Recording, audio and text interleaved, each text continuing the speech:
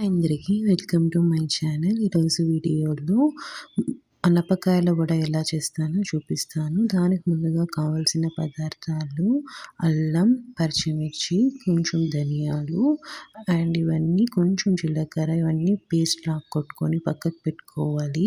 అనపకాయ గింజలు ముందుగానే మనము పొట్టు తీసుకున్నవి అన్నీ పెట్టుకున్నాక కొంచెం గిన్నెలోకి వేసుకున్నాక మిగతావన్నీ మిక్సీకి వేసుకోవాలి. పేస్ట్గా కొట్టుకోవాలన్నమాట.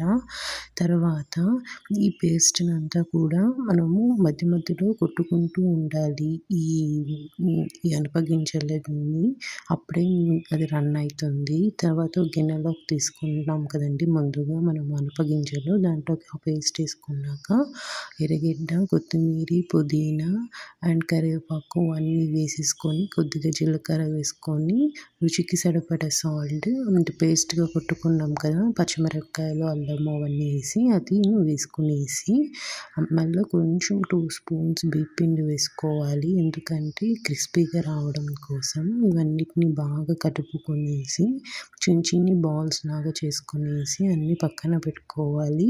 అంత లోపలే మనం ఆయిల్ అనేది హీట్ చేసేసుకోవాలి. తర్వాత వీటిని ఇలా నీట్‌గా రౌండ్ షేప్‌లో వచ్చేలాగా ప్రెస్ చేసుకొని ఆయిల్‌లోకి వేసుకునేసి డీప్ ఫ్రై అయ్యేంత వరకు మనం వేపుకోవాలి 2 సైడ్స్ గోల్డెన్ కలర్ వచ్చేలాగా.